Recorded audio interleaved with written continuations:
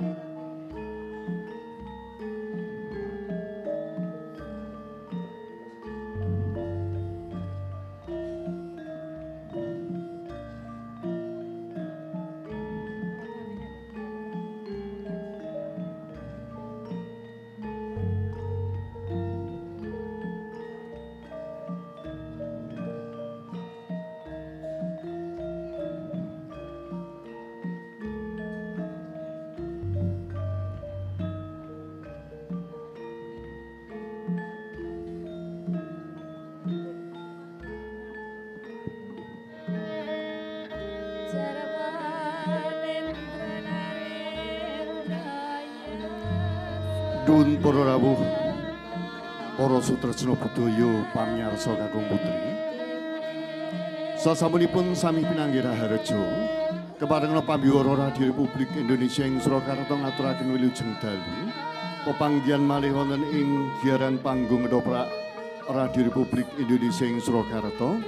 Dalu menika sinengkuyung seniman ketoprak saking Sragen Dalasan Balikambang Surakarta saha isi Surakarta ingkang badhe babar lampahan Rondo Kuning Edan mapan wonten ing auditorium Sarsita Mangunkusumo Radio Republik Indonesia ing Surakarta. Para paraga ingkang parengesaken cariyos ing rikalenggan menika panewu Galigajaya kapitadosaken dumateng sederek Uguh Darmanto Sri Kuning utawi Rondo Kuning dening sederek Idalala, Kenconowati dening Ita Wijayanti, Sariwati dening sederek Yohana, Bandini dening sederek Platswalita Nareswari, Poromban sederek Endang Yuli, Supini Dalasan Suci Rahayu saking Sragen, Reko Daya lan Guna, sederek Joko Sudiono, sederek Jijoko Priyono Dalasan Kanjeng Raden Tumenggung Sadibei. Sederek Triharjanto dalu menika kapatah minangka Sutadi, Kingabe Edi Sulistiono ngayi minangka Pak Wiryo, sederek Suparti dados Mbok Wiryo. Warga dusun kapitadosaken dumateng sederek Dirham Bayu Dalasan Riyan, wondene Wiropanggah dening sederek Joko Sunarno Ape, Wirodenggek dening sederek Gatot Widodo saking Balikambang, Wirokenci dening sederek Limpat, Wadyabala dening kanca-kanca saking Ketoprak Balikambang, Bayu Iksan saha Wahyu, wondene Riyad Iman dening sederek Wahyu Sabto Pamungkas. Sederek Timotius Dewa DP minangka Adiguna, wondene Ratu Kidul dalu menika kapitadosaken dumateng sederek Mariani, Sultan Agung dening Kanjeng Raden Arya Tumenggung Ali Marsudi, garwa Prameswari sederek Eka Yulia Ayuning Tias, Patih Singoranu dening sederek Nano Pramudya, Tumenggung Teposono dening sederek Tri Wisnu saking Sragen, wondene Lurah Waru dening sederek Luseno Bagus Wijaya, warga dusun Waru kabiyantu sederek Endang Yuliati. Sutradara sederek Suwondo, asisten sutradara Kingabe Edi Sulistiono, pengeprak sederek Sulistiono, Pranata Iringan sederek Untara, Pranata Busana sederek Tuti Retno Winarni Pujiastuti, dekorasi dening sederek Raharja Dalasan sederek Setyo Budi, Pranoto Swara Sedherek Hewiono saha Sedherek Warsito, pepajar Sedherek Agus Mahendra saha Sedherek Yusuf, Pranoto Teknik Sedherek Gatot Triyanto, video Sedherek Junaidi, pengarah acara Sedherek Gunawan, pengarah giaran Sedherek Topo Martatmo, minangka koordinator tim kesenian Ki Ali Marsudi Dalasan Sedherek Untoro, minangka produser Busari Nugroho Jati, produser pelaksana Ibu Diari Martani, kairingan karawitan keluarga agung Radio Republik Indonesia ing Surakarta, minangka pangayoman Kepala LPP Radio Republik Indonesia ing Surakarta, Ibu Ati Hindari. Para rawuh, para sutresna budaya, pamirsa kakung putri, kados pundi babaring cariyos Rondo Kuning Edan saking kawasan Cagar Budaya Auditorium Sarsito Mangunkusumo ingkang ngayu wajib dalu menika ngaturaken wilujeng dalu, wilujeng mirsani saha midhangetaken wonten ing giaran panggung ketoprak Radio Republik Indonesia ing Surakarta dalu menika. Rondo Kuning Edan, sumangga.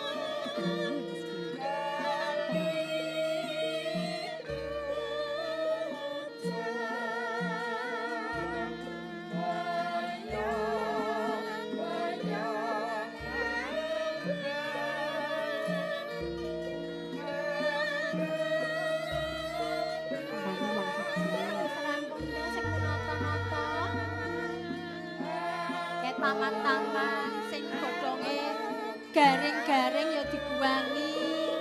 Yo juga meneh. Kene-kene tak mbakku. Kowe resik karo olah-olah wis rampung durung? Wis, Mbak Yu. Anane aku mrene iki wis beres. Bareng momongane awake dhewe iki saiki wis bodho gede-gede. Heeh. Gaya awake dhewe rada kepenak. Iya. Amung masak, resik-resik. Iya. Wis saiki Ora nganggo ndulang kaya ora nganggo tulang. ngedusi. Saiki penak ya Mbak Yu. Terus gaweane mau wis rampung ning mburi. Sampean mau niti priksa kowe karo kowe kuwi. Aku rak sing paling tuwa piye to, Di? ya pokoke anane aku wis mrene kuwi genah wis Ya. beres. Wis rampung. Wis rampung tenan. Wis semono uga aku Mbak Yu. Nadyan to ki aku cilik dhewe. Ning resik-resik wis samu barang ora ana sing nguciwani Mbak Yu. Engko nek ora do rampung kadukanan karo bendarane dhewe lho. Kok sik lah sing ana pojokan mau Apa? sing ning nggon apa jenenge eneng sapu ngadeg karo apa jenenge? Apa? Ekrak. Halah Apa? sampeyan ki kok yo. Dudu aku lho le bagian resik-resik. Kowe lho. Ayo. Ya kabeh mau. padha disangga bareng-bareng. Aku mau liwat pas arep ngangsu. Lah iya Ono. nek koncone urung rampung rak ya diwangi. Aku ya ora iso wong aku ngangsu kok. Oh, lah iya Terus bocah banyu iki sakniki. bocah ngeyel. Sakniki aku kudu balekne ana ing mburi dhisik ngono. Ya mestine kudu rampung. Kudune rampung dhisik. Mengko yen Kok nek sewayah-wayah bendarane dhewe dhewe sewaya-waya mrene, tindak rene ora ngiciwani. wis beres. Jadi mumpung bendarane dereng. Urung tindak Tindak rene rene. dirampungi. Kono kayaknya mung Kan sedih dan kok ya. disingkirke sik. Engko nek Singkirke miyos sik. kono. Sik yo Mbak Yu yo. Lah wis Sik, kono. sik. Ana ing Diresik. endi to Mbak Yu? Alah Ya dekek pojokan. mburi kono. Pojokan. nek cincin ora Sarungan saku ki mau yo wis rampung lho Mbak aja Yu. dhuwur-dhuwur sing cincing. Cincingmu aja dhuwur-dhuwur. Ki mau ku yo ora bener lho Mbak Yu. Mbak Ayu, Piye? aku seneng lho. Apa? Bendarane dhewe iki saiki wis gotra ya. Iya, ya Wis no. malah wis iso diarani akhir dimangsa. Di mangsamu kuwi Lho lah piye to? akhir dewasa. Oh iya, akhir lho wis ganti to? Ganti kapan sing arep ganti? Mbak Lho Yu, lah aku ngerti Ken kuat. demben. Apa? Wis rampung gaweanku Mbak Yu. Iya wis kene. Ya, nek wis Ngenteni- rampung apa meneh sing kudu ngenteni tak- bendarane kene. Banjur apa meneh sing durung tak Wis rampung rampungke? ya kene. Tenan. Iya, Tenan Mbak Yu. pisawanan. Aja Wis ditupani ora to usah Mbak kemayu. Yu. Wis gendang rene, nek gustine dhewe. Kemayu ki ora usah diunggah-unggahke. Wis gek rene. Lah nek serimpet gek kepiye Mbak Yu? Ayo diunggahke sithik. Lah, Ning ora unggahke dhuwur. sithik ngono to. Nganggo jelit ora? Saru nek Oh, dhuwur. saru. Wis kowe ya gek linggung Ya. kono sing apik, sing temata. Aku Wong kok mung seneng. telu wae kok. Piye seneng apa? to? Seneng. Ah, seneng apa? Duwe Mbak Yu sing kemati. Ya kudune ngono kuwi. Nek aku ora iso ngrampungi gawean, gek Piye banjur wangi? dielingke ngono kuwi lho Mbak Iya. Yu. Heeh. Rada galak sithik yo. Lho aku nyet galak kok. Lah kon ngewangi ngono ora gelem kok. Iki Lho ngono aku wis ki kok ora gawane gelem. lho, Aku Nduk. mau nyangking banyu. Ngangsu ngiwonengen gawa ember. Apa ya iso apa ya tak dokone dhuwure. Terus piye? Ya ora ngono kuwi nek karo kancane nek urung rampung ya diselehke sik ngewangi sik. Oh ngono. Ya wis. Yo manut Ya yo karo mati sesuk. kok yo. Iki kok yo dadak Wis ora tak copot, baleni. Mbak Yu. Sesuk tak ngonoke. Ya. Gaweanku tak selehke. Iki tak tulung. Ngono ta? Tulung Ya. tinulung kuwi ora ana olone ya, Nduk. Ngapa to? Gatel. Kowe iki sembrono wae kok.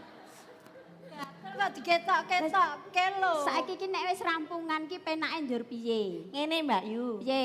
Mbok yo kaya Iki ngadeg ora apa-apa, bendarane durung ngene. Kaya biasane kae lho. Apa to? Ada saben. Adat saben. Sampean ki nek wis rampungan, mesti lek terus goyang ngono ya. Oh, ngono to. Ah, mathok. Lah mbok yo jogetan ben rada mari kesele ngono. Ayo ngadeg dhisik. Ayo, Nduk. Iki nembang. Aku diceke, Nduk. 1 2 3. Iya. Kuwi kok lho. Pancen yo. Wes. Dadi Iya, kok yo. piye? Saru dinulus kok kono. Kok meletot Ora ketok lho Mbak Yu.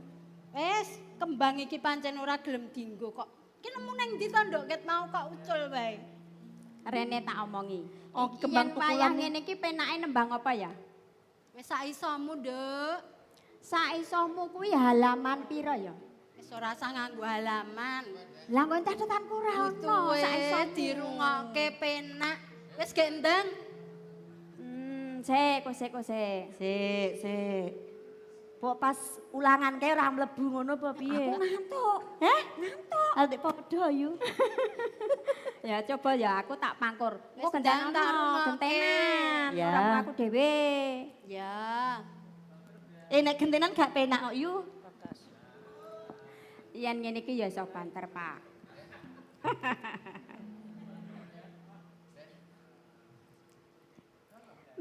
Mingkar mingkur ringu kara.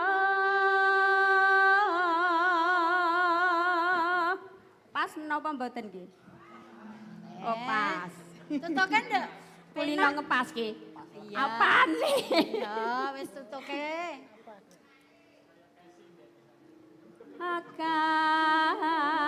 Akarana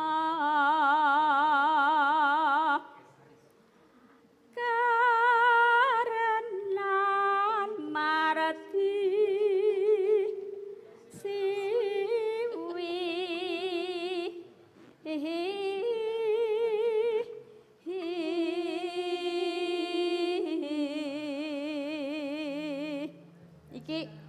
iki upama tak sileno kaya apa ya? Oke ora Mas.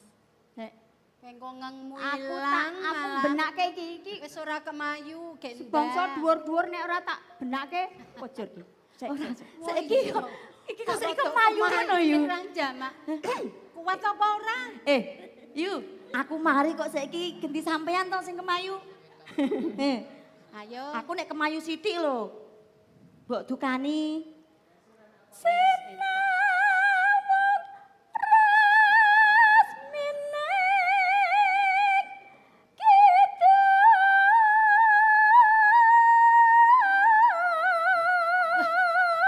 Hebat.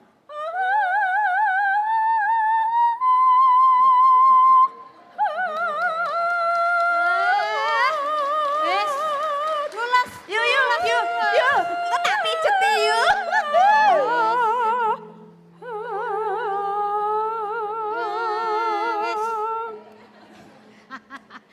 Jan Mbak Yu ngene iki jan tenan. Wes, Demenake ya Yu. iya. Iki wis kepala 5. Ayo 6 tutuke tahun selak kasepian. ilang. Sinupa sinu karta. Sik, ya nganggo Loh. pleren. Tiwas sing ngematke. Apa Ayo, dadak tutuke. tak jupuke omben ngono apa piye yu? Ora, Oh, wis rasa. Iso. Hah? Iso, ayo. Mrekrata-rata Penak. pakar tining ilmu luhur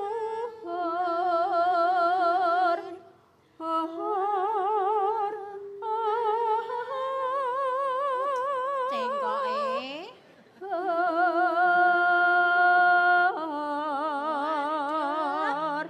Aku jan arep turu aku. Kok mau ganti, Nduk? Cengkokmu. Orang ganti, aku mau Piye? sok-sok yang liar didik. Oh iya, wis lang tutuke. Kang tumrap neng tanah Jawa.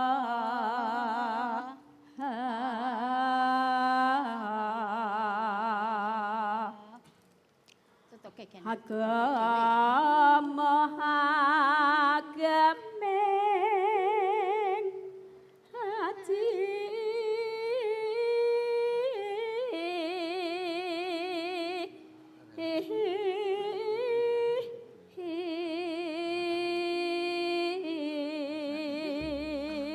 Jas. Patut goyang, berani? Ayo, keto di. Mangga Pak. Berani no. Ayo tutuk Ayo. di.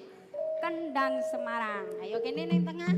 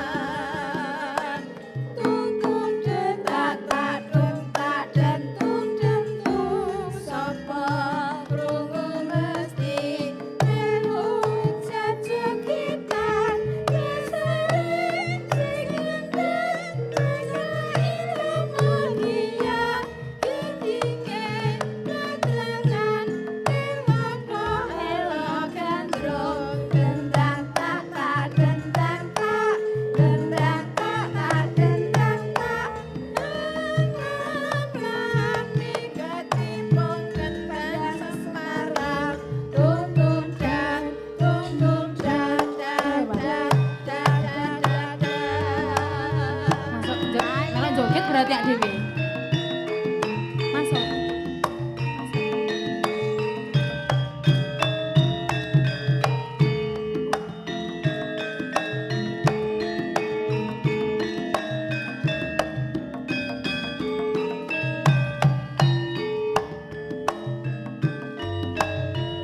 Wayah wengi udan krimis rawe suwis banyu kantu metes dadi saksi ngaku nangis wong sing tak tresnani tega ninggalake aku suwung jroning uripku yen ora ono sliramu sumiliring angin tansah tutut kalbu rasa kang tak ampet tak gawe lara dadane lewat tembang kangen muka bisa dadi tombo tombo kangen iki nandang uyang rino wengi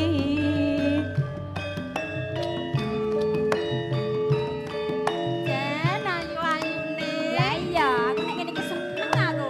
Wis sakit diwaca. saiki pinter dandan lho Mbak Yu padha ngopo ketek kang piye aku titip tresno kono dibaca pancen sliramu api yo Yu Muter.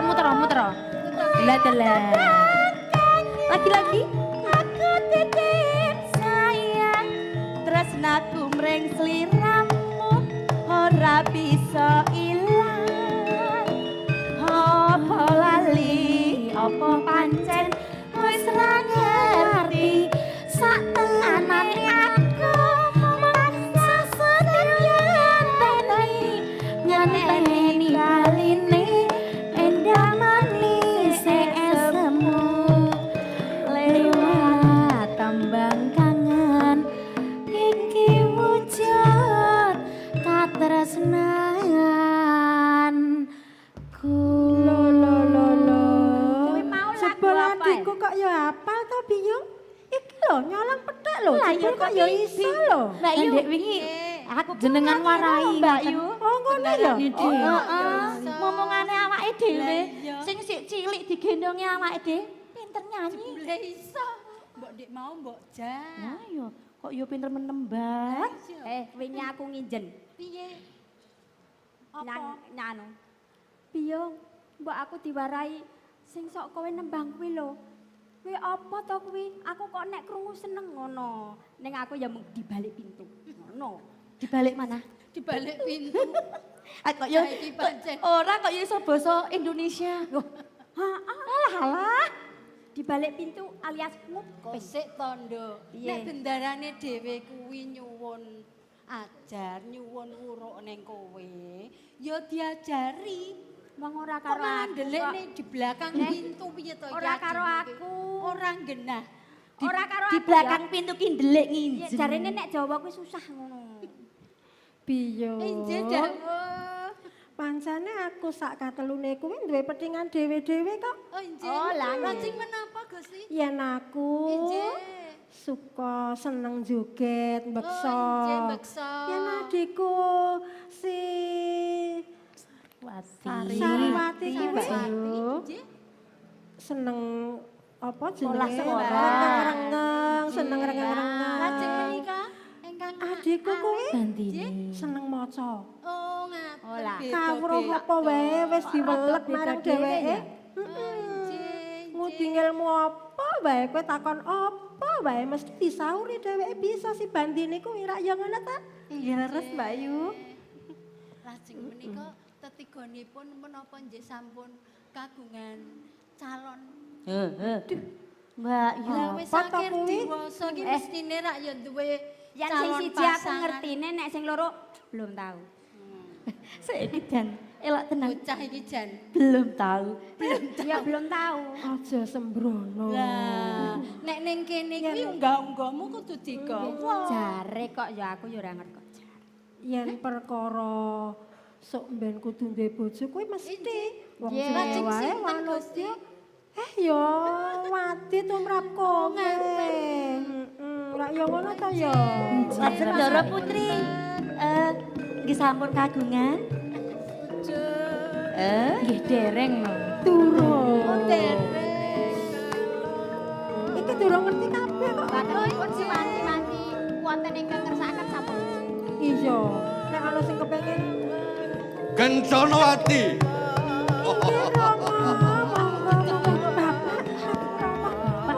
Kaget aku. Monggo pinarak Rama.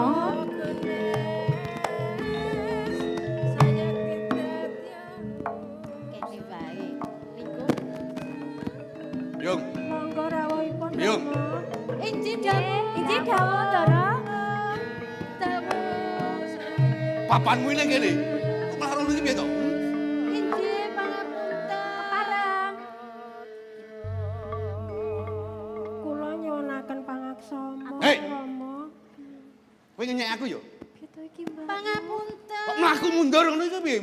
Lah, Aku sing apik kok ngono. Menika bendara kula lajeng. Hei, malah iki piye? Dibalik kok ngono. Loh, aduh Gusti Allah. Pun galak-galak Rama. Mbak Yu, Mbak Yu. Kok nendi-nendi salah aku ki Kowe kepiye? ngenyek aku. Mboten. Mlaku ngono ping 5. Ono lho. Ayo. Sampun. Yen pangapunten Blonjomu disuda kapok kowe iki. dorong digaji. Dilakoni. Sing takon lungguh kono kuwi sapa? Sing takon sapa? Lepan jenengan menika. Kalau wau jatuh Lakune iki sing apik lungguh kene kok malah Oh dodong. ngeten. Oh nggih nggih yo yo rene yo. Sik aku ra iso ngadeg. Alah. Alah Gusti. Yo sing apik. Je pangapunten. Rasa nyembah. Mboten Dara. Rasido aku. Rasido. Kula ingkang nyuwunaken pangapunten. Iya.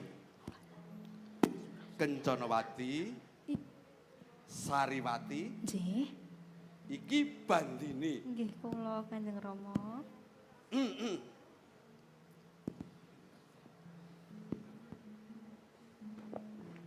Ngene lho. Rama ki kesel. Bar pisuwanan saiki Rama munggah pangkat. Oh, Saiki dadi tumenggung. Tumenggung Mbak Yu. iki nderek Rama.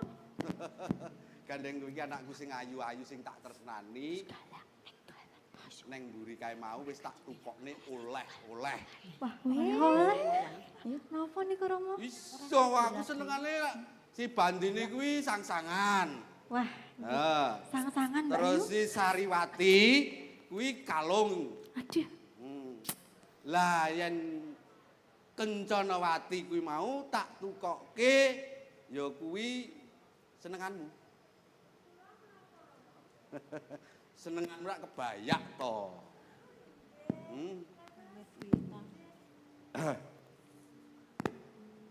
Kono lungguh kono kowe. Kon lungguh kono kok iki piye to?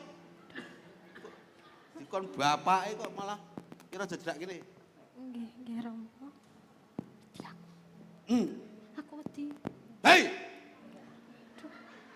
Gelem mangan dhewe ngopo? Kula jroning Raden. Lho wis watake. Kalau jahe kok ngene iki. Kula gadah penyakit jantung.